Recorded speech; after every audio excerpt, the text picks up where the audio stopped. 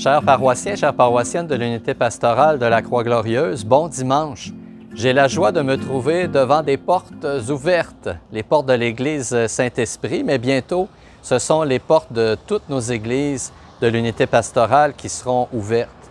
Bien sûr, nous aurons certaines contraintes, certaines limites, mais nous aurons au moins la joie de nous retrouver pour célébrer l'Eucharistie, célébrer les sacrements et accueillir aussi les familles endeuillées, les couples qui désirent célébrer des mariages. La vie va reprendre ses droits lentement dans notre unité pastorale, dans nos 4 églises. Alors, je vous invite à me suivre et à découvrir comment seront organisées nos églises pour vous accueillir dans les prochaines semaines.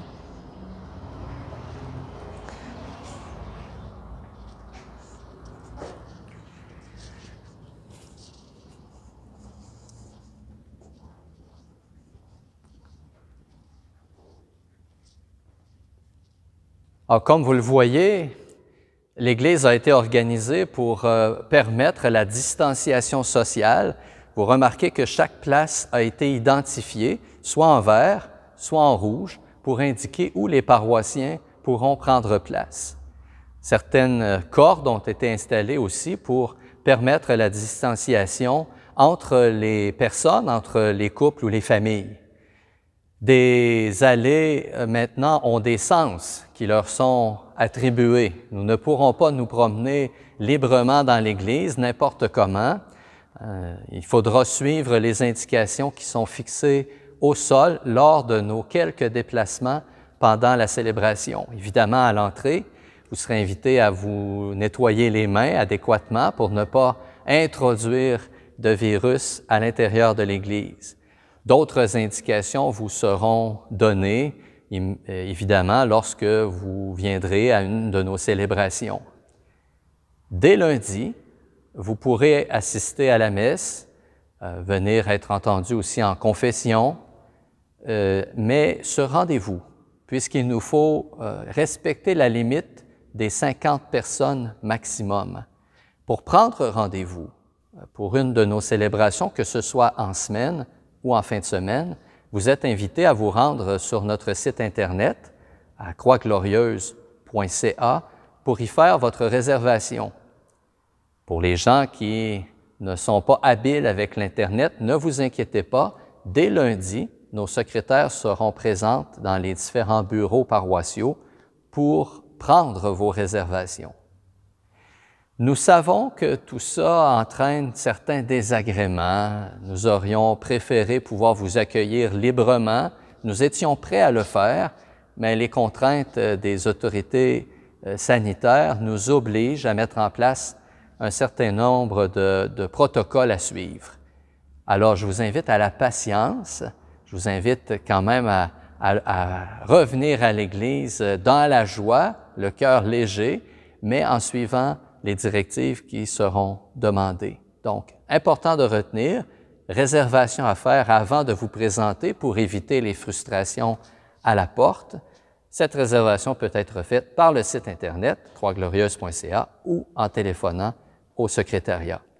Pour les messes en semaine, elles auront lieu pour le moment à Saint-Esprit, du lundi au vendredi.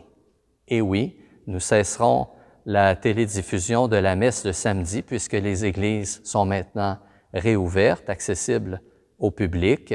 Alors, la messe du samedi ne sera plus à l'horaire, lundi au vendredi à 9 h à Saint-Esprit. Pour l'horaire de fin de semaine, ce sera l'horaire régulier dans nos 4 églises de l'unité pastorale. Le lundi, à 16 h, il y aura une messe à l'Immaculée Conception, une messe pour laquelle nous utiliserons les textes du dimanche pour les personnes qui, malheureusement, n'auraient pas pu assister à la messe dominicale. Je remercie l'abbé Gilles Noël de se rendre disponible pour ajouter cette messe à l'horaire. Donc, le lundi à 16 h, toujours le même processus. Il faut réserver à l'avance pour pouvoir y assister. Dans les prochains jours, les secrétaires pourront contacter les familles qui avaient demandé des baptêmes ou qui étaient en attente pour la célébration de funérailles pour planifier les célébrations. Il nous faudra un peu de patience Pour les nouvelles demandes, encore une fois, il nous faudra aussi un peu de patience. Nous continuerons, bien sûr, certaines des initiatives heureuses qui ont été prises pendant le confinement. D'abord, le mardi matin, après la messe de 9 heures, il y aura l'adoration interactive. Alors, vous pourrez encore faire parvenir vos intentions de prière. Nous jugeons nécessaire de maintenir cette activité puisque, malheureusement, tous ne peuvent pas encore se rendre à l'Église. Jeudi 25 juin, 19 heures, une question à la foi avec Francis Gadouri qui poursuit cette belle série d'approfondissement de la foi chrétienne. Vendredi, le 26 juin, 9h35, Visage de l'unité. Et cette semaine, Jean-François s'entretient avec Gérard Côté, un homme qui a une grande implication citoyenne, mais aussi une implication dans la communauté chrétienne, notamment ici dans la paroisse Sainte-Marguerite-Bourgeois, à la communauté Marie Médiatrice. Le 27 juin, bien évidemment, ce sera le début des messes dominicales selon les horaires habituels dans nos communautés respectives. Les secrétariats, pour leur part, seront ouverts dès lundi, toujours selon les horaires habituels que vous pouvez, si jamais vous les avez oubliés au fil des dernières semaines, consulter sur le site Internet de croixglorieuse.ca. Alors, ce retour à une certaine vie paroissiale, plus communautaire, n'est pas sans lien avec l'Évangile de ce dimanche. Un Évangile dans lequel Jésus dit ceci. « Ce que je vous dis dans les ténèbres, dites-le en pleine lumière.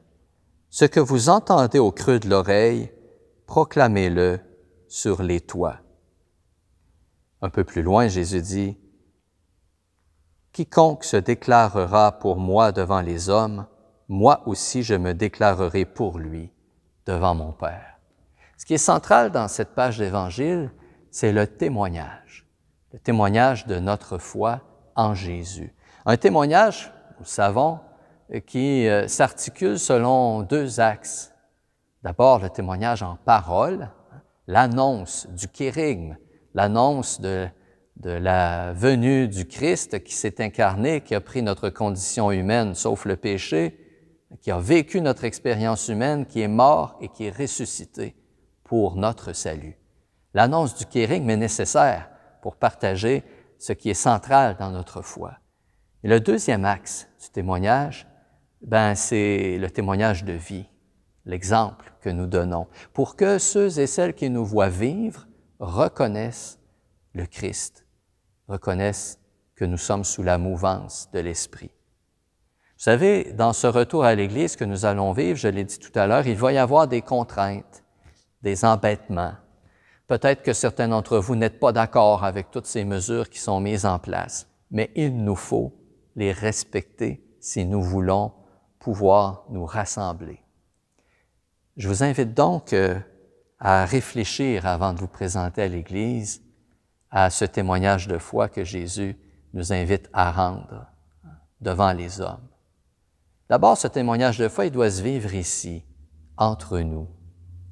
Et on doit se demander, avant de venir à l'Église, dans quelle attitude je vais m'y présenter. Ce ne sera peut-être pas comme j'avais l'habitude, mais l'essentiel, c'est que je garde le regard fixé sur le Christ. Celui que je viens rencontrer dans les sacrements, mais celui que je viens rencontrer aussi dans mes frères, dans mes sœurs, envers lesquels je dois montrer le plus grand respect. Je vous invite donc, en vous présentant à l'Église, à avoir l'esprit ouvert, à être attentive aux directives qui vous seront communiquées pour que nous puissions ensemble donner un témoignage de paix, de joie, de charité. C'est ce qui nous permettra de vivre cette période de transition et peut-être, avec la grâce que le Seigneur nous communique, voir la joie de pouvoir nous rassembler un peu plus nombreux dans un avenir rapproché. Jean-François, André, ici à Saint-Esprit, mais d'autres personnes aussi, bénévoles dans d'autres communautés, se sont affairés, ont travaillé très fort pour préparer les églises, les rendre disponible et sécuritaire pour vous, alors il nous faut aborder cette nouvelle façon de célébrer dans la reconnaissance et dans la joie. C'est justement avec joie que je vous retrouverai dès lundi, pour ceux et celles qui pourront assister à la messe, ou encore samedi et dimanche prochain dans nos églises de l'unité pastorale. Je remercie aussi mes confrères prêtres qui vont nous permettre, par leur disponibilité, d'ouvrir les 4 églises de l'unité pastorale.